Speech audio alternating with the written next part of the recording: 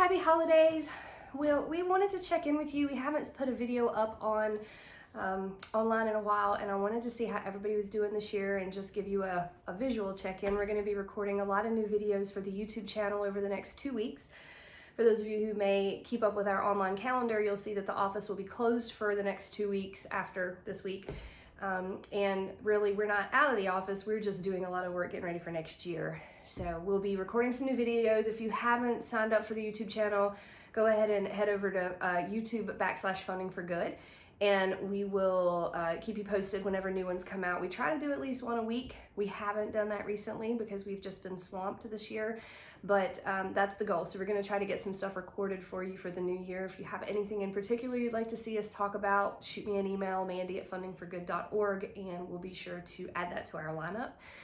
For those of you who are keeping up with us regularly, we've sent out some holiday cards and some messages to kind of let you know what we've been up to. We are hoping that everyone is safe and healthy, and I just want to let you know that even though we're all in a very different time this year and it's been a hard year, that we are still here to support you. Let us know what we can do to be helpful. If you keep up with our calendar of events, we have a ton of events coming up in 2021, a lot of free events, some of our regular paid events. So be sure to check the website for that. And I wanted to let you know that this year we have been working on something that I am super excited about. For those of you that were a member, we had our 2020 grant writing webinar series, which is wrapping up in 2 weeks, but we are doing a deep dive into the fundamentals of fundraising for 2021. Now, my entire career, I was a development director, so that was my baby. And I am very excited to be able to put together a lot of new content for you guys to sort of share with you what we do when we coach development folks, when we do consultations, and what we do in everyday practice as development directors ourselves. Marie will be on some of these with me. Marie will be inputting some information that I'll be sharing in our webinars, and you'll have access to the recordings. But if you're interested, we're going to be talking about budgets, how to write them, how to grow them, how to determine what your line items are, how to create a written fundraising plan. A lot of people are like, well, we have goals, but we don't have it written down. We don't have a way to measure it. We don't know how we're being successful. I'm going to teach you that. It's not as hard as it seems. You're going to learn about donor impact reporting. What data should you collect? What should you share? What do you need to be reporting to donors? What do they want to know? We're going to talk about databases. Some people are either new to databases or they haven't got one yet. So we're going to talk about what do you need? How do you use it? What are some great options for you? Does anybody have deals out there? Why do you need a database? And what do you need to be putting into it? So we're going to look all about databases and how to optimize those for your organization's specific use. Hopefully you can find a database that will grow with you as you grow your organization. We're going to talk a lot about direct mail. We actually have 2 webinars on direct mail. So we'll do Direct Mail 101, and we'll teach you all the basics of how to do direct mail, how to do it well, how to make it work for you. And then we'll do another deep dive into segmenting and really customizing your direct mail. So once you get good at it, what are all the next steps you can do to really bring more impact and more dollars in from your direct mail? I have a client that I worked with, and they had not really done a lot of direct mail when I came on board with them. And the development director was new and didn't know anything about direct mail. So I helped them with their first 3 direct mail appeals while I was coaching them. And the first appeal, they spent around, I want to say $1,600 or $1,800 on the appeal. So from printing and postage and, everything they had to do. And they brought in a little over $30,000. Now, I don't know about you, but if I was in Vegas and I spent $1,500 and brought home 30, I'd be happy with the return on investment for that. So every appeal after that got easier because they knew the process. They had some systems in place. They knew what to do. And they continued to bring in good money. Now, did every appeal bring in $30,000? No, but it was a great benchmark to start with, and now they know the process. Same thing with Giving Tuesday. We're gonna have a guest speaker with Sandy Reese. She's a good friend of mine, and she lives a couple of hours up the street in Tennessee. She is gonna come on and do a free webinar for us all about virtual fundraising, which I am so excited about because that's not one that's in our series.